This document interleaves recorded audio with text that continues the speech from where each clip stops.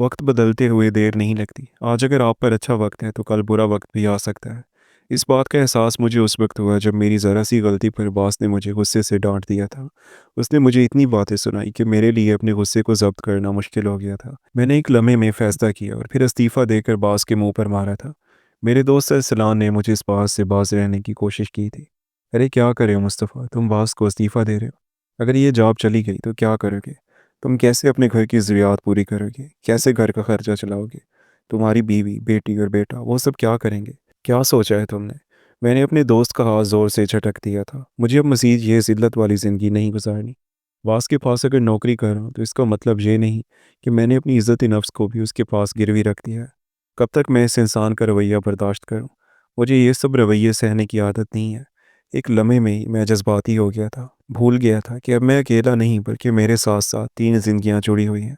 2 बच्चों का बाप हूँ और मेरी बीवी। उसे मैं क्या जवाब दूँगा कि ये नौकरी भी मैंने छोड़ दी। बॉस ने भी मुझे हैरान नज़रों से देखा था। मिस्टर मुस्तफ़ा, आप बहुत बड़ी गलती कर रहे हैं। आपको कहीं और इससे ज़्यादा अच्छी जॉब नहीं मिल सकती। आपको डाँटा मैंने आपकी अपनी गलती की वजह से था। एक तो आप बहुत लेट आते हैं, ऊपर से काम भी ध्यान से नहीं करते हैं। न जाने आपका दिमाग कहाँ पर होता है। मगर अब मैं बॉस की कोई बात सुनने के लिए तैयार नहीं था। मुझे महीने की सैलरी चाहिए, जितना मैंने काम किया है, इससे ज़्यादा मैं एक लफ्ज़ बात नहीं करना चाहता। बॉस ने गहरी सांस देकर मुझे मेरी तनख्वाह दे दी थी और फिर वो अपने काम में मसरूफ़ हो गया। मैं जब वहाँ से बाहर आया तो मेरे दोस्त ने मुझे रोका था। तुम बहुत बड़ी गलती कर रहे हो मुस्तफ़ा, अभी भी वक्त है। अगर बॉस से अपने रवैये की माजरत कर लो और ये इस्तीफ़ा वापस दे लो तो अभी भी कुछ नहीं बिगड़ा। मगर मैं थूक कर चाटने वालों में से नहीं था। मैं इस तरह की कितनी ही नौकरियां पहले भी छोड़ चुका था। किसी की बात बर्दाश्त करने की आदत मुझ में नहीं थी। शायद इसकी वजह वो माहौल था जो मैं बचपन से देखता आया था। एक बहुत बड़े खुशहाल घराने में मेरी आंख खुली थी। घर में रुपए पैसे की रेल पेल थी। मेरे अब्बू एक बहुत बड़े बिजनेसमैन थे। उनके कारोबार की ब्रांचें दूर दराज के शहरों में भी फैली हुई थीं। बचपन से ही मैंने हर सहूलत हर अयाशी देखी थी। ज़िंदगी में गुर्बत क्या होती है मैं तो इस लफ्ज़ से भी नाआशना था। आज तक ऐसी कोई ख्वाहिश नहीं थी जो मेरे माँ बाप ने पूरी ना की हो। घर में मुलाजमों की फ़ौज थी जिनके साथ मेरा रवैया बहुत ही ज़्यादा ख़राब रहता था। मुलाजमों को तो मैं कीड़े मकोड़ों से ज़्यादा हैसियत देने पर तैयार नहीं था। मेरे अबू ने मुलाजमों के साथ बहुत अच्छा रवैया रखा था। वो ना सिर्फ उनकी ज़रूरत का ख्याल रखते थे बल्कि उनके बच्चों को भी पढ़ाते थे। मुझे आज भी अच्छी तरह याद है मेरे चौकीदार की दोनों बेटियां मेरी ही क्लास में पढ़ती थीं और वो मेरे ही स्कूल में आती जाती थीं। जब मुझे पता चला कि उनका खर्चा मेरे अब्बू उठा रहे हैं तब मैंने बहुत एहतजाज किया था कि मेरे नौकरों की बेटियां मेरे स्कूल में आती जाती हैं और आप इन्हें क्यों पढ़ा रहे हैं। तब अब्बू कहने लगे कि बेटा इंसान को अपना ज़र्फ़ बड़ा रखना चाहिए। इंसान को उसके ज़र्फ़ के मुताबिक ही रिस्क मिलता है। मगर मैं उन बातों को नहीं समझ सकता था। देखते ही देखते वक्त बीत गया था। बचपन कब का रुखसत हो गया। अब मैं जवानी की दहलीज पर पहुंच गया था। मगर अभी तक मेरी हरकतें वैसी ही थीं। गरीबों से नफरत करना, नौकरों को कमतर समझना, यही मेरी शख्सियत का हिस्सा बन गया था। अबू और अम्मी ने मेरे रवैये पर बहुत टोका, समझाने की बहुत कोशिश की, मगर मेरी आदत को वो बदल नहीं पाए थे। सब कुछ बहुत अच्छे से जा रहा था। एक दिन ऐसा आया जिसने हमारी पूरी ज़िंदगी को बदल के रख दिया। उस रात मेरे अब्बू ऐसे सोए कि दोबारा कभी उठ ही नहीं सके। उन्हें हार्ट अटैक आया था और वो इतनी खामोशी से हम लोगों को छोड़कर चले गए कि कितने दिन तक तो मैं बदहवास सा अपने घर में फिरता रहा था। मुझे कुछ समझ नहीं आ रही थी कि मैं क्या करूं, कहाँ जाऊं, बाबा को कहाँ पर तलाश करूं। अबू के दोस्त और मिलने जुलने वाले घर में आते, हमें हौसला देकर वापस चले जाते।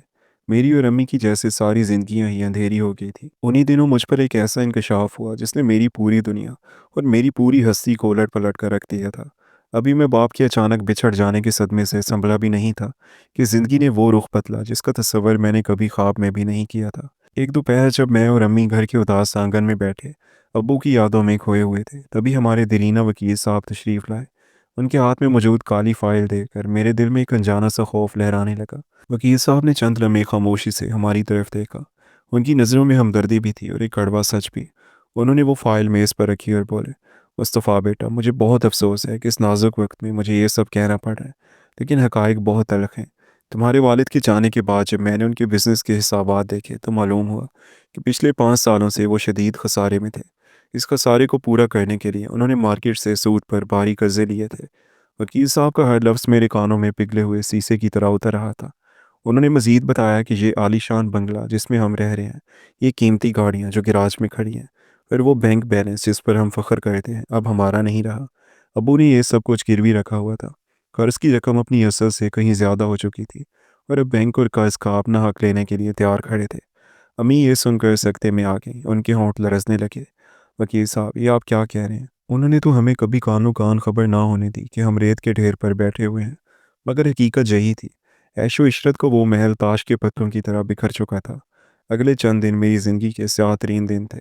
अब भी अबू का स्वयं भी नहीं हुआ था कि उनके वो दोस्त और कारोबारी शरीक हमारे घर आने लगे, जो कभी अबू के एक इशारे पर जान देने की बातें करते थे।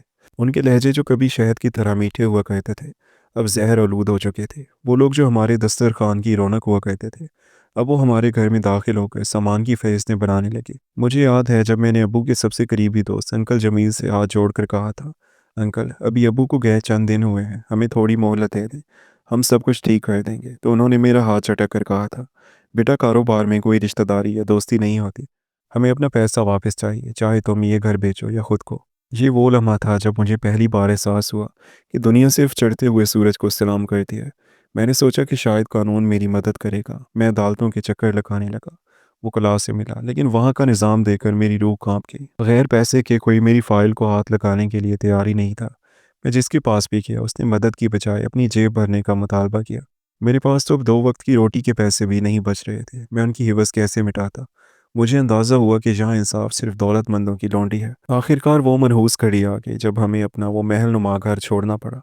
नीलामी के बाद हमारे हाथ में कुछ भी ना बचा सवाए चंद कपड़ों और अम्मी के पुराने जेवरात के। मैंने शहर की एक इंतहाई पसमानदा और तंगो तारीक गली में 2 कमरों का एक खस्ता हाल मकान किराए पर लिया। वो अम्मी जो कभी रेशम के बिस्तरों पर सोती थी, अब एक कच्ची ज़मीन पर बिछी चटाई पर बैठकर आंसू बहाती। गुर्बत ने उनकी कमर तोड़ दी थी, लेकिन इससे ज़्यादा दुख उन्हें अपनों की बेवफाई का था। मैंने ज़िंदगी में कभी एक गिलास पानी खुद उठाकर नहीं पिया था, लेकिन अब पेट की आग बुझाने का सवाल था। मैंने नौकरी की तलाश शुरू की, मगर मेरी डिग्री के मुकाबले में मेरा गुरूर आड़े आता था। आखिरकार जब घर में फाकों की नौबत आ गई, तो मैंने एक तामीराती साइट पर मजदूरी शुरू कर दी। वो हाथ जो कभी कीमती कलम पकड़ते थे, अब भारी ईंटें उठा रहे थे। तपती धूप में जब मैं बोझ उठाता, तो मुझे अपने घर के वो मुलाजिम याद आते जिन्हें मैं कीड़े मकोड़े कहता था।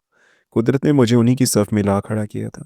ये मेरे गुरूर का बदला था। अम्मी की तबीयत दिन ब दिन बिगड़ती गई। वो सदमे की वजह से बिस्तर से लग गई थी। मैं दिन भर मजदूरी करता और शाम को थकन से चूर होकर जब घर आता, तो अम्मी का मुरझाया हुआ चेहरा देखकर कलेजा मुंह को आता।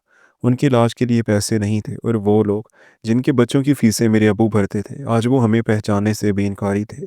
एक एक करके सबने आंखें माथे पर रख लीं। मैंने अपने चौकीदार की बेटियों को याद किया, जिनके स्कूल जाने पर मैंने एहतजाज किया था। आज मुझे लग रहा था कि शायद उनकी बद्दुआ ही थी जिसने मुझे इस हाल तक पहुंचाया। वो रात मुझे कभी नहीं भूलेगी जब अम्मी की सांसें उखड़ने लगी। मैं भागा भागा मोहल्ले के डॉक्टर के पास गया। उसके पाँव पड़े, लेकिन उसने फीस के बगैर आने से इनकार कर दिया। जब मैं खाली हाथ वापस लौटा, तो अम्मी ने मेरा हाथ थामा। उनकी आंखों में मेरे लिए ढेरों दुआएं और उदासी थी। उन्होंने बस इतना कहा, मुस्तफ़ा, कभी किसी का दिल ना दुखाना। और फिर उनकी आंखें हमेशा के लिए मौत गईं। वो इस जालिम और तकलीफ दे दुनिया को छोड़कर चली गई। मैं उस रात अपनी माँ की मैयत के पास बैठा सारी रात रोता रहा। ना कोई रोने वाला था, ना कोई कंधा देने वाला। वो मोहल्ला जिसमें हम कभी शान से रहते थे, वहाँ से कोई पुरसाने हाल ना आया। माँ के जाने के बाद मैं बिल्कुल टूट गया था, लेकिन फिर मुझे एहसास हुआ कि अगर मैंने हार मान ली तो मैं अपने आप को कभी माफ़ नहीं कर पाऊंगा। मैंने मजदूरी के साथ साथ अपनी अधूरी पढ़ाई को दोबारा शुरू करने का फैसला किया। ये एक इंतहाई कठिन मरला था। मैं सुबह 5 बजे उठकर मंडी जाता, वहाँ बोझ उठाता, फिर 9 बजे कॉलेज पहुँचता। कॉलेज में मेरे कपड़ों से पसीने की बू आती थी। दूसरी तलबा मुझसे दूर बैठते थे, लेकिन मैंने हिम्मत नहीं हारी। मैं लाइब्रेरी में बैठकर पढ़ता, क्योंकि घर पर बिजली का बिल भरने के पैसे नहीं होते थे। रात को मैं एक पीसीओ पर बैठकर काम करता, ताकि किताबों का खर्चा निकाल सकूं। लोगों ने मेरा मजाक उड़ाया, रिश्तेदारों ने कहा कि ये नवाबजादा अब किताबें पढ़ेगा। लेकिन मैंने अपनी मंजिल तय कर ली थी। मुझे अपनी इज्जत नफ्स को दोबारा बहाल करना था। इसी जद्दोजहद के दौरान मेरी मुलाकात एक गरीब मगर निहायत खुददार लड़की से हुई। वो एक छोटी सी वर्कशॉप के मालिक की बेटी थी। उसने जब मेरी कहानी सुनी और मेरी हिम्मत देखी, तो उसने मुझे वो इज्जत दी जो दुनिया मुझसे छीन चुकी थी। हमारे हालात एक जैसे थे। मैंने सादगी से उसके साथ निकाह कर लिया। वो मेरी ज़िंदगी में एक ऐसी रोशनी बनकर आई जिसने मेरी अंधेरी ज़िंदगी को दोबारा उम्मीद से भर दिया। वो मेरे फटे हुए कपड़ों को सीती, मेरे ज़ख्मों पर मरहम लगाती, और जब मैं पढ़ाई से थक कर हिम्मत हारने लगता, तो वो मुझे कहती, मुस्तफ़ा, आपको इन सबको गलत साबित करना है जिन्होंने आपको छोड़ दिया। शादी के बाद मेरी जिम्मेदारियां बढ़ गईं, लेकिन मेरे इरादे भी फौलाद बन गए। मैंने मजदूरी भी जारी रखी, पढ़ाई भी, और अपनी शरीक हयात के साथ मिलकर एक नई ज़िंदगी की बुनियाद रखी। अब मैं वो मगरूर मुस्तफ़ा नहीं था بلکہ ایک محنتی انسان تھا جسے اب معلوم تھا کہ روٹی کیسے کمائی جاتی ہے اور رشتوں کی اصل قدر کیا ہوتی ہے۔ ایک دن میرے مالک نے مجھے بہت بے عزت کیا۔ اب مجھے انکشاف ہوا کہ میں بالکل بھی نہیں بدلا، میں آج بھی ویسے کا ویسا ہوں۔ وہ دن میری زندگی کا سب سے کٹھن دن تھا۔ میں جو کبھی محلوں کا شہزادہ تھا، اب ایک ایک روپے کا محتاج ہو چکا تھا۔ میری پرانی عادت اب بھی میرا پیچھا نہیں چھوڑ رہی تھی۔ انا اور خودداری میرے خون میں ایسی رچی بسی تھی کہ میں کسی کی ذرا سی سخت بات برداشت نہیں کر پاتا تھا۔ جہاں بھی نوکری کرنے جاتا، اگر کوئی میرے ساتھ برا رویہ رکھتا یا میری عزت نفس کو ٹھیس پہنچاتا تو میں فوراً نوکری چھوڑ دیتا۔ میں بھول جاتا تھا کہ اب میرے پیچھے ایک پورا خاندان ہے جس کی بقا مجھ سے جڑی ہوئی ہے۔ اس شام جب میں خالی ہاتھ گھر لوٹا تو فضا میں ایک عجیب سی خاموشی اور اداسی پھیلی ہوئی تھی۔ میری بیوی جو ہر مشکل وقت میں میرا سہارا بنی ہوئی تھی، آج بہت زیادہ پریشان لگ رہی تھی۔ اس نے دھیمی آواز میں کہا، مصطفیٰ، گھر میں راشن بالکل ختم ہو چکا ہے اور ہماری چھوٹی بیٹی کی طبیعت بھی بہت ناساز ہے، اسے تیز بخار ہے، ہمیں اسے ڈاکٹر کے پاس لے جانا ہوگا۔ میرے پاس جیب میں جو چند جمع پونجی تھی وہ سب بیٹی کی دوائیوں اور ڈاکٹر کی فیس کی نظر ہو گئی۔ رات بھر میں جاگتا رہا، یہ سوچ کر کہ کل کا سورج ہمارے لیے کیا پیغام لائے گا۔ اگلی صبح ایک اور قیامت ٹوٹ پڑی۔ میری بیٹی اسکول سے روتی ہوئی واپس آئی۔ اس کے ننھے سے چہرے پر آنسوؤں کی لکیریں دیکھ کر میرا دل کٹ گیا۔ اس نے سسکیاں بھرتے ہوئے بتایا، پاپا، پرنسپل میڈم نے مجھے کلاس سے نکال دیا ہے اور کہا ہے کہ جب تک فیس جمع نہیں ہوگی میں اسکول نہیں آ سکتی۔ سب بچوں کے سامنے مجھے باہر کھڑا کر دیا گیا۔ یہ سننا تھا کہ میرے اندر کا باپ تڑپ اٹھا۔ برسوں سے دبا ہوا غصہ لاوے کی طرح ابھر پڑا۔ میں نے اسی وقت فیصلہ کیا کہ میں اسکول جا کر پرنسپل سے بات کروں گا۔ میں غصے میں بھرا ہوا اسکول پہنچا۔ میرا ارادہ لڑنے کا تھا۔ میں چیخ کر اپنی غربت کا دفاع کرنا چاہتا تھا، لیکن جیسے ہی پرنسپل کے کمرے میں داخل ہوا منظر ہی بدل گیا۔ وہ خاتون جو ایک باوقار نشست پر بیٹھی ہوئی تھی مجھے دیکھتے ہی اپنی جگہ سے کھڑی ہو گئی۔ ان کے چہرے پر غصے کی بجائے ندامت اور آنکھوں میں آنسو آ گئے۔ اس سے پہلے کہ میں کچھ کہتا انہوں نے میرے ہاتھ پکڑ لیے اور معافی مانگنے لگی۔ مصطفیٰ بھائی، مجھے معاف کر دیں، میں نے آپ کو پہچانا نہیں، مجھے نہیں معلوم تھا کہ یہ آپ کی بیٹی ہے۔ وہ مسلسل روئے جا رہی تھی۔ میں حیران و پریشان کھڑا تھا کہ یہ مجھ سے معافی کیوں مانگ رہی ہیں، میں نے تو انہیں زندگی میں پہلے کبھی نہیں دیکھا تھا۔ میرے حیران چہرے کو دیکھ کر انہوں نے اپنی بات جاری رکھی، آپ شاید مجھے بھول گئے ہوں گے، لیکن میں آپ کے چوکیدار کی وہی بیٹی ہوں جسے آپ کے والد نے پالا، پڑھایا اور لکھایا تھا۔ میری آنکھوں کے سامنے ماضی کی دھندلی یادیں لہرانے لگیں۔ وہ وقت جب میں ابو سے لڑتا تھا کہ آپ ان نوکروں کی بیٹیوں کو اپنے پیسوں سے کیوں پڑھا رہے ہیں۔ انہوں نے بتایا، مصطفیٰ بھائی، آپ کے والد نے نہ صرف مجھے اس مقام تک پہنچایا بلکہ میرے بھائی کی تعلیم کا خرچہ بھی اٹھایا۔ میرا وہی بھائی آج پولیس میں کالا آفیسر کے عہدے پر فائز ہے۔ ہم آج جو کچھ بھی ہیں صرف آپ کے خاندان کی وجہ سے ہیں۔ وہ خاتون جذباتی ہو کر مجھے پوچھنے لگی، لیکن آپ کے ساتھ یہ سب کیسے ہوا؟ وہ سب کاروبار، وہ گھر، وہ دولت کہاں گئی؟ میں نے بوجھل دل کے ساتھ انہیں اپنی بربادی کی پوری داستان سنائی۔ کیسے ابو کے انتقال کے بعد وکیل اور دوستوں نے مل کر ہمیں سڑک پر لا کھڑا کیا، کیسے سود کے نام پر ہم سے سب کچھ چھین لیا گیا۔ میری بات سن کر وہ حیرت زدہ رہ گئیں اور بولی، مصطفیٰ بھائی، آپ نے قانون کا سہارا کیوں نہیں لیا؟ اگر آپ عدالت جاتے تو سب ٹھیک ہو جاتا۔